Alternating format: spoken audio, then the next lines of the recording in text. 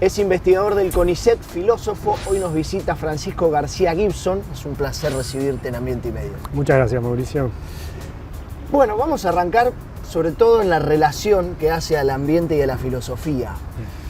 Y es para arrancar tranquilo, ¿qué te parece si empezamos a hablar de la línea que deberíamos trazar o que se traza entre desarrollo y el daño irreparable frente al planeta? Bueno, para mí lo primero con esa cuestión es entender qué queremos decir con desarrollo, ¿sí? Entender la mejor versión del desarrollo, ¿no? Porque es fácil decir que los límites del planeta, el daño irreversible al planeta, no hay que cruzarlo nunca. Si pensamos que el desarrollo es solamente una cuestión de aumentar el PBI, ¿no? Una obsesión con el PBI, o llenar los bolsillos de los millonarios. Si pensamos el desarrollo como desarrollo humano, ¿sí? Como mejorar la calidad de vida de las personas, la salud, la educación, la alimentación, la vivienda, estamos hablando de algo muy importante que casi todo el mundo valora. Entonces ahí se vuelve más difícil la cuestión, porque este desarrollo también implica a veces daños irreversibles para el planeta, ¿no? Y me parece que una primera línea que para trazar entre desarrollo y daño irreversible es que el desarrollo mismo se va a ver limitado, o se está viendo limitado ya, por los daños que estamos generando al planeta, ¿no? Hay como una cosa intrínseca del desarrollo que si se expande demasiado y trasciende esos límites, se limita a sí mismo. Y después una cuestión más moral, más de altruismo, pero no tanto también, que tiene que ver con las generaciones futuras, ¿sí? Si nosotros generamos ciertos daños irreversibles al planeta, va a ser más difícil para las generaciones futuras desarrollarse en este buen sentido de desarrollo humano. Entonces, esos dos son, me parece, los límites o las líneas. Hablando de generaciones futuras, quería preguntarte acerca de los países del sur global. ¿Crees que los países del sur global tienen un derecho casi limitado a emitir carbono en pos de mejorar la calidad de vida y sobre todo de eliminar la pobreza de su población actual, agravando, si se quiere, las condiciones climáticas de las generaciones futuras? Bueno, es una pregunta muy difícil. Sí. Y mi postura sobre eso diría que no es muy popular y que seguro que no ayudaría a ganar una elección a quien la defienda, pero es que hay un límite muy, muy fuerte a lo que se puede emitir hoy para reducir la pobreza hoy. Y la razón es muy simple, es también de justicia intergeneracional, porque ya sabemos que las emisiones de dióxido de carbono y de otros gases de efecto invernadero generan riesgos muy grandes para las personas en el futuro, incluso las personas que van a estar en situación de pobreza en el futuro, ¿sí? Entonces tenemos una tensión ahí entre combatir la pobreza hoy y combatir la pobreza en el futuro, para la cual es difícil encontrar un balance, entre otras razones porque hay mucha incertidumbre sobre los impactos climáticos. Nosotros sabemos, y ya los estamos sintiendo, a los impactos climáticos, sabemos que van a pasar, pero no sabemos cuál va a ser la magnitud, porque depende de un montón de factores que no controlamos, que están fuera de nuestro control y nuestro conocimiento. Entonces, lo que queremos es encontrar un balance dentro de esta incertidumbre. El consenso en la filosofía diría que es que el límite del Acuerdo de París de 2 grados es un balance adecuado entre no generar, al restringir las emisiones de hoy, demasiada pobreza hoy, ni demasiada pobreza en el futuro si traspasamos esos 2 grados, ¿no? Ese sería el límite del acuerdo en la filosofía. En esa línea también hay un principio que los países del sur global utilizan mucho, que es el de responsabilidades comunes pero diferenciadas. Sí. Y es interesante porque hay algunos países propios del sur global que utilizan mucho ese principio, pero otros no tanto. ¿Por qué crees que se da esta diferenciación? Yo creo que hay muchos factores que explican esa diferenciación. En los fenómenos sociales generalmente son varios factores, pero hay uno que estoy estudiando en un trabajo que estoy haciendo con un colega, que es una cuestión estratégica, diría yo, y que yo la conecto con las emociones. Bien. Con las emociones de la audiencia a la que está hablándole la persona que en una COP, por ejemplo, hace un argumento apelando o no al principio de responsabilidades comunes pero diferenciadas. Y hay muchas emociones en juego, pero creo que las dos que más importantes que están tratando de despertar, según la posición que tomen sobre el principio, es la compasión. Sí. Y la otra es la emoción de la culpa. Entonces yo creo que los países, según cuál ven que va a ser la emoción más fácil de despertar en la audiencia, eligen el discurso de las responsabilidades comunes pero diferenciadas o no. Te doy un ejemplo. La narrativa. La narrativa, exacto.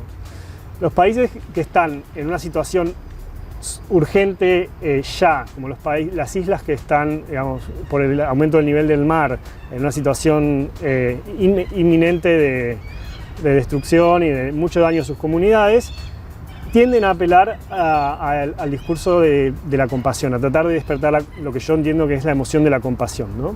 Y esos países usan muy poco el principio de responsabilidades comunes pero diferenciadas. Bien. En cambio, otros países que por ahí también son vulnerables al cambio climático, pero están más preocupados por cómo la distribución de los costos de mitigación los puede afectar, tienden a pensar más en la justicia y a tratar de despertar lo que yo creo es la emoción de culpa en nosotros. Miren, están siendo muy justos con nosotros, reconsideren, porque nosotros somos importantes, tenemos un valor, somos países con la misma importancia que cualquier otro país, etc.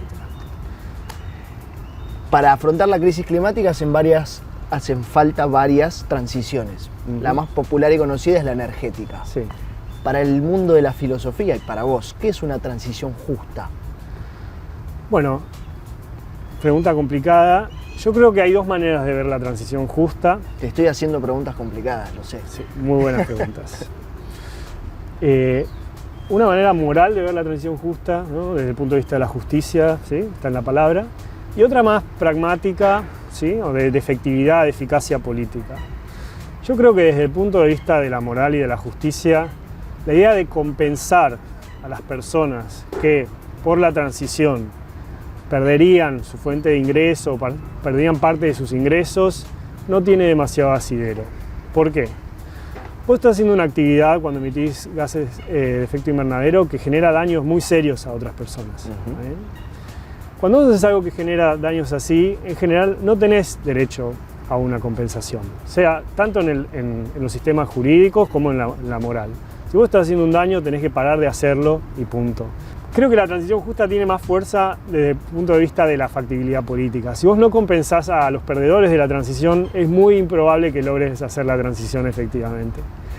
Y estoy hablando más en potencial respecto a la transición porque creo que la transición no está pasando hoy. ¿Sí? Hoy tenemos, es cierto, números muy esperanzadores, como que el 90% de la energía nueva instalada el año pasado, 2024, fue de energía renovable. Esto es muy importante. Pero eso no es transición energética, eso es adición energética o suma energética, porque si vemos, las emisiones no se están reduciendo, ¿sí? Esa nueva energía renovable se agrega a la energía no renovable con emisiones altas de antes.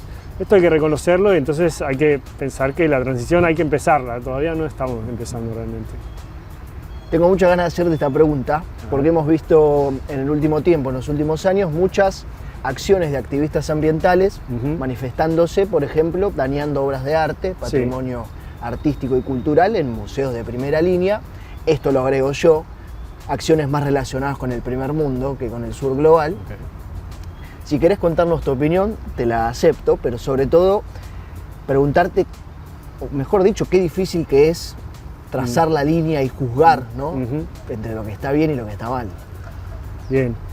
Mi opinión sobre la acción climática es que hay que pensar, por un lado, la parte comunicativa de la acción climática y por otra parte, la parte de acción directa. La parte comunicativa, ¿sí?